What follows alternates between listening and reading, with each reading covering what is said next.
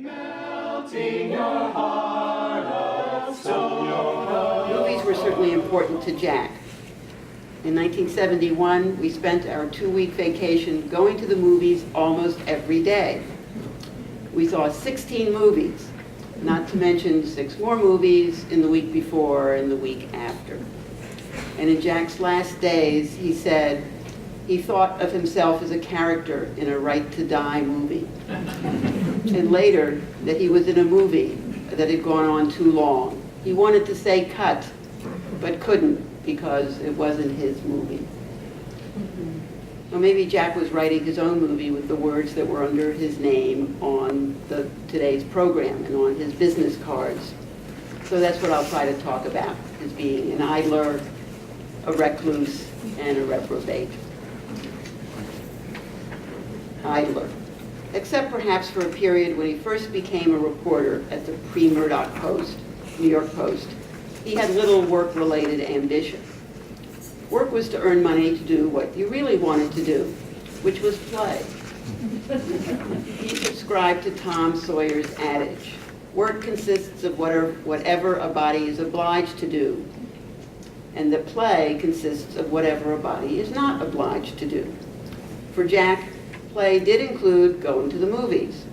And when he was younger, it also included going to bars and drinking, going to parties and drinking, and going on demonstrations against the Vietnam War, among other things. He did work when he had to. When he first came to Washington in 1963, and in New York at the New York Post in the 1960s and 70s, and Business Week magazine in the 80s and 90s. But he had 2 long periods of play. First, after Rupert Murdoch bought the Post, when Jack had become thoroughly tired of newspapering. Murdoch offered a buyout to half the newsroom, and Jack accepted eagerly. Thus, he spent the next 5 years as a full-time parent and part-time copy editor, which skill I taught him. As a full-time parent, he cemented his relationship with Christie, which was already close because their temperaments were in sync. Among other things, he took her to the farmer's market, where they bought late afternoon tomatoes, they're cheaper, and then came home to make quantities of tomato sauce to put into the freezer.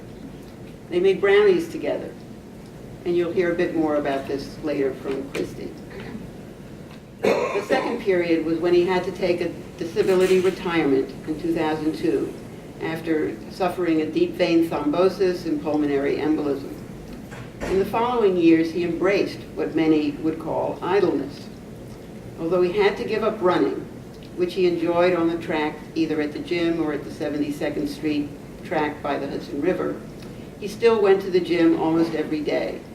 He also continued to go to the movies, read, engage in voluminous email correspondence with friends and relatives, and watch baseball. Or he would simply spin stories for himself in his head. Writing them down would have been work. He was never bored. Recluse. I think that being a reporter gave Jack a cover for the shyness that most people were not aware of. For example, Jack would have been very uncomfortable about this gathering. He really didn't like to be in groups of more than 5 people, 6 max. So it may be a good thing that he's not here to see so many people gathered together for him. But at the same time, it's sad that he couldn't see how many people cared about him. His drinking may also have been a cover for that shyness. In our first 20 years together, he was the social person, taking me to parties and to bars to hang out for socializing. Once he stopped drinking, he preferred to stay home. And when I started having parties for our decade birthdays, he confessed that parties were hard because he felt responsible for everyone having a good time. Once I began to go to parties or other events on my own, Jack liked me to say that he was in his hermit mode. Especially when he was sick or in the hospital, he became more reclusive. Having visitors made him feel he had to be entertaining. Despite his hermit instinct, he was friendly and not mean. Here's what first attracted me to Jack. He had recently moved into what later came to be called a commune in Washington, where I was living with a few other people in our 20s who planned to do research for peace candidates in the 1964 election. We were debating whether to accept a new resident. We had to have 6 to keep the rent for each of us at $60 a month. The majority thought she was insufficiently radical, but none of them wanted to tell her. Jack's caustic attitude made him seem the logical one to be the hitman. Jack can tell her, said our oldest resident, a lobbyist for the UAW. Jack took umbrage. No, I won't. Why should I do your dirty work, he said. Interesting, I thought. He has a softer side. Among the books of clips on the table, which I brought out there, you can look at them later, I found a letter from the mother of an 8-year-old Brooklyn girl who won a national poster contest and whom Jack had written a short profile of, one of his first pieces for the New York Post in 1967. The mother's letter to the publisher included this. I also want to tell you how utterly charming and natural was your Jack Robbins when he came to interview her. Not only was he able to set her at ease, but he intuitively found the key to her character. His friendliness also helped him as a member of the tenants committee in our building when the landlord proposed a co-op plan in 1982. He was a great organizer, just by presenting the facts. I hope there will be other stories in this vein from those assembled here. Reprobate. The dictionary says a reprobate is one who is, quote, ordained to damnation, morally corrupt, depraved. Jack took all of this to mean defying convention. In truth, he was far from morally corrupt. He felt guilty for slights decades old that he was sure no one remembered but him, or even if the injured party was dead. A couple of examples. He turned down a girl who asked him to be her partner in the high school graduation procession because she wasn't attractive. And he still felt bad about that more than 55 years later. And as a child on July 4th, he would tie a firecracker to a grasshopper and let it hop away until the firecracker exploded. He felt guilty about that too, as a grown-up. But he certainly defied social conventions of the time, including the reticence about sex. Jack loved sex. Sex and humor were our glue, what held us together over the decades. When I helped start a long-time workshop on gender in transition, women in Eastern Europe, he thought we would get a larger audience if we called it Gender, Transition, and Oral Sex. But he also knew how to listen, and that sex, while a bit part, is only one part of loving. He was always grateful for the sex he got. Jack and I first became a couple after a party at the Washington Commune. We ended up in bed, but I thought, just because we've been making out for hours and now we're in bed together, doesn't mean we have to have sex now. Let's just go to sleep, I whispered. And Jack said, okay, and went to sleep. He understood that no means no, decades before that became a feminist mantra. Jack drank until he was in his 40s to excess. Yes, it was a problem. He perceived it as a problem, and he stopped many times. But it was also a solution for him until it stopped being a solution.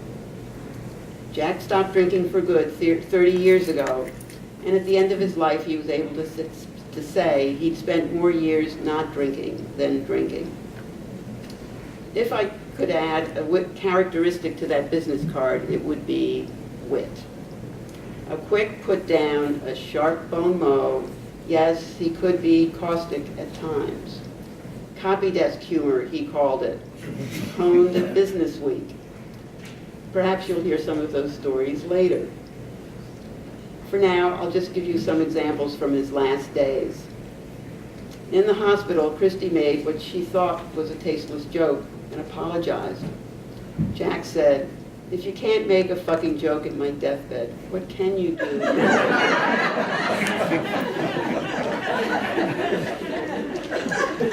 And later he said, "Don't take my continuing sense of humor to mean that I care about tomorrow." There's so much more I could tell you about Jack, but it would take many, many hours. So I will end by explaining the two poems in the program. The Dylan Thomas is there because Jack recited it to me on one of our early dates. Of course, he was trying to impress me, and he certainly did. The Ezra Pound was one of his favorites, and it exemplifies his philosophy of life. He wasn't ambitious to achieve greatness in his work. What he cared about was having close relationships with the people he loved, and he succeeded. All to myself alone. Jack Robbins was a great father. I called him Jack until I was about 3 when I started going to playgroup. My father told me much later that one day after playgroup I looked really troubled, and my father came over and said, "What's wrong, sweetie?" "Jack, who's my dad?" And he probably looked a little uncomfortable as he told me, "Well, sweetie, I am." "You're not my dad, you're my Jack," I replied. Whatever I called him, he was a great grown-up. His shoulders were a wonderful thrill ride, and I remember the number of times he told me, "This just might be your last shoulder ride, kid."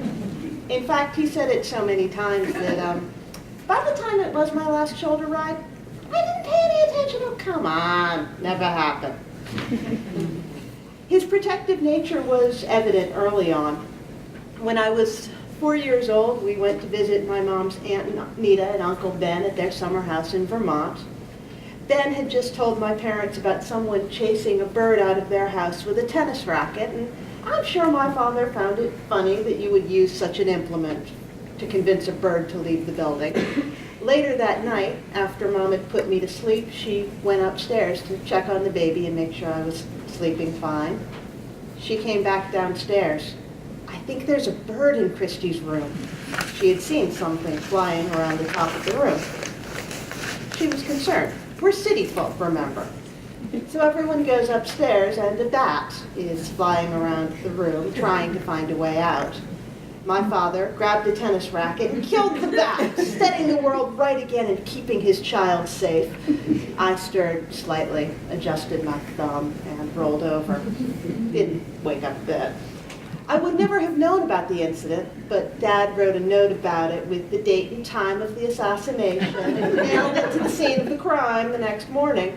And we returned to that house regularly where that sign remained until the owner passed away in '97 and I reclaimed it. It's over there, and I was continually reminded of his athletic nature and protective instinct every year that we went to visit. We made brownies together. He taught me how to ride a bike. He was always there to cheer me up and encourage me, but he was realistic.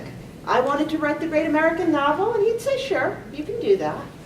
I'm not saying anyone's going to want to read it, but you can write it, sure." It was important to know your limitations, and one of his favorite lines was from the novel A Coffin for Demetrios. "I am currently working on a biography of St. Augustine. I confidently expect to be dead before it is finished." Reality was a great starting point. It should not limit you, he told me. If you can imagine improvements, claim them, and the stories may fall prey to that. In my 20s, when I discovered that the top 3 floors of the Pierre Hotel were for sale, I figured out a way I could buy them. Yeah, sure. We had delusions, my father and I. They were grand. It was a spring weekend in the early afternoon. I was 7 years old, laying on the sofa. My feet were within my father's reach, and he looked at me. "I wonder when your toes will start falling off," he mused, more to himself than me. I looked up, startled. "What, toes?" I asked him. He turned his attention more to me. Well, sure, sunshine, your baby toes. When you get older, your baby toes fall off and you grow big ones. He reached for my left foot and grabbed my big toe, wiggling and tickling it just a bit. I stared at him. I'd never heard anything like this before, and I knew just enough older children that one of them should have tried to scare me with it, if it were true. Silence stretched on a bit too long. Dad was still smiling.